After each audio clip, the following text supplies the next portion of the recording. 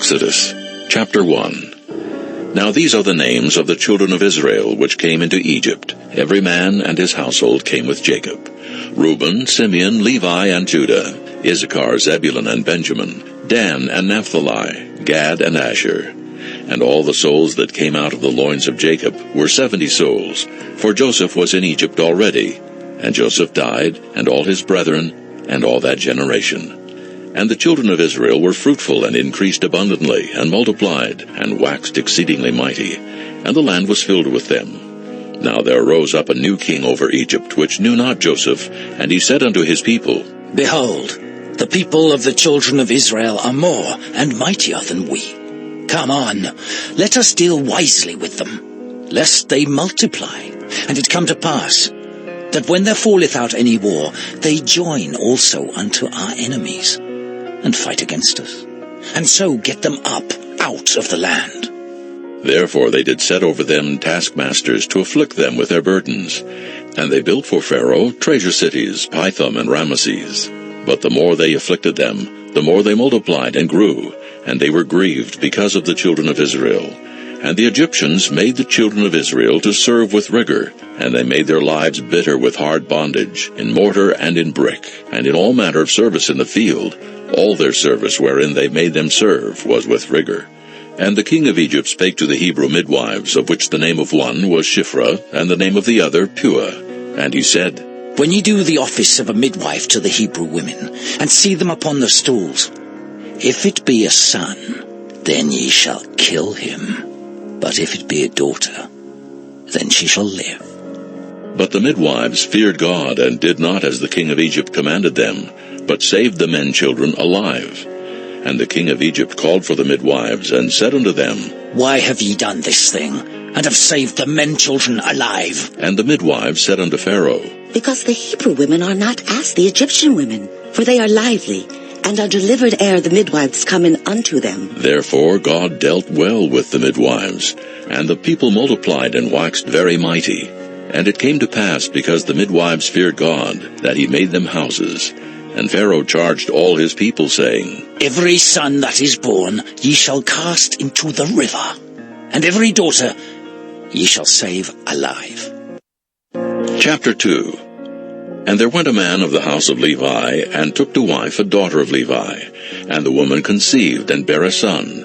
And when she saw him that he was a goodly child, she hid him 3 months.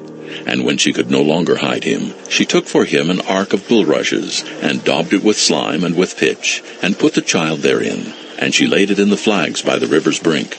And his sisters stood afar off to wit what would be done to him. And the daughter of Pharaoh came down to wash herself at the river, and her maidens walked along by the river's side. And when she saw the ark among the flags, she sent her maid to fetch it. And when she had opened it, she saw the child, and behold, the babe wept. And she had compassion on him, and said, This is one of the Hebrews' children. Then said his sister to Pharaoh's daughter, Shall I go and call to thee a nurse of the Hebrew women, that she may nurse the child for thee? And Pharaoh's daughter said to her, Go. And the maid went and called the child's mother. And Pharaoh's daughter said unto her, Take this child away, and nurse it for me, and I will give thee thy wages. And the woman took the child and nursed it. And the child grew, and she brought him unto Pharaoh's daughter, and he became her son. And she called his name Moses, and she said, Because I drew him out of the water.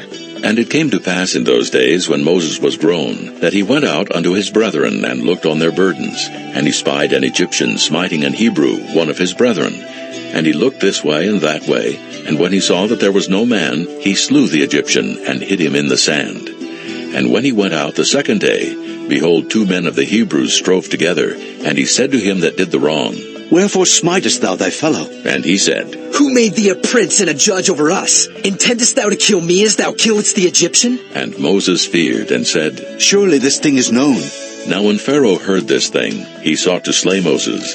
But Moses fled from the face of Pharaoh, and dwelt in the land of Midian. And he sat down by a well. Now the priest of Midian had 7 daughters, and they came and drew water, and filled the troughs to water their father's flock. And the shepherds came and drove them away. But Moses stood up and helped them, and watered their flock. And when they came to Reuel their father, he said, How is it that ye are come so soon today?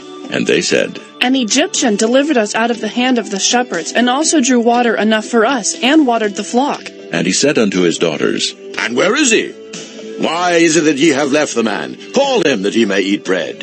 And Moses was content to dwell with the man. And he gave Moses Zipporah his daughter, and she bare him a son. And he called his name Gershom, for he said, I have been a stranger in a strange land. And it came to pass in process of time, that the king of Egypt died, and the children of Israel sighed by reason of the bondage. And they cried, and their cry came up unto God by reason of the bondage. And God heard their groaning. And God remembered his covenant with Abraham, with Isaac, and with Jacob. And God looked upon the children of Israel, and God had respect unto them. Chapter 3. Now Moses kept the flock of Jethro his father-in-law, the priest of Midian. And he led the flock to the backside of the desert, and came to the mountain of God, even to Horeb. And the angel of the Lord appeared unto him in a flame of fire out of the midst of a bush. And he looked, and behold, the bush burned with fire, and the bush was not consumed. And Moses said, I will now turn aside and see this great sight, why the bush is not burnt. And when the Lord saw that he turned aside to see, God called unto him out of the midst of the bush, and said, Moses, Moses. And he said, Here am I. And he said, Draw not nigh hither. Put off thy shoes from off thy feet, for the place whereon thou standest is holy ground. Moreover he said, I am the God of thy father, the God of Abraham, the God of Isaac, and the God of Jacob. And Moses hid his face, for he was afraid to look upon God. And the Lord said, I have surely seen the affliction of my people which are in Egypt, and have heard their cry by reason of their taskmasters. For I know their sorrows, and I am come down to deliver them out of the hand of the Egyptians, and to bring them up out of that land, unto a good land and a large, unto a land flowing with milk and honey, unto the place of the Canaanites, and the Hittites, and the Amorites, and the Perizzites, and the Hivites, and the Jebusites. Now therefore, behold, the cry of the children of Israel is come unto me, and I have also seen the oppression wherewith the Egyptians oppress them. Come now therefore, and I will send thee unto Pharaoh, that thou mayest bring forth my people, the children of Israel, out of Egypt. And Moses said unto God, Who am I, that I should go unto Pharaoh, and that I should bring forth the children of Israel out of Egypt? And he said, Certainly I will be with thee, and this shall be a token unto thee that I have sent thee. When thou hast brought forth the people out of Egypt, ye shall serve God upon this mountain. And Moses said unto God, Behold, when I come unto the children of Israel, and shall say unto them, The God of your fathers hath sent me unto you, and they shall say to me, What is his name? What shall I say unto them? And God said unto Moses, I am that I am. And he said, Thus shalt thou say unto the children of Israel, I am hath sent me unto you. And God said moreover unto Moses, Thus shalt thou say unto the children of Israel, The Lord God of your fathers, the God of Abraham, the God of Isaac, and the God of Jacob hath sent me unto you. This is my name forever, and this is my memorial unto all generations. Go and gather the elders of Israel together, and say unto them, The Lord God of your fathers, the God of Abraham, of Isaac, and of Jacob, appeared unto me, saying, I have surely visited you, and seen that which is done to you in Egypt. And I have said, I will bring you up out of the affliction of Egypt, unto the land of the Canaanites, and the Hittites, and the Amorites, and the Perizzites, and the Hivites, and the Jebusites, unto a land flowing with milk and honey. And they shall hearken to thy voice, and thou shalt come, thou and the elders of Israel, unto the king of Egypt, and ye shall say unto him, The Lord God of the Hebrews hath met with us, and now let us go. We beseech thee, 3 days' journey into the wilderness, that we may sacrifice to the Lord our God. And I am sure that the king of Egypt will not let you go, no, not by a mighty hand.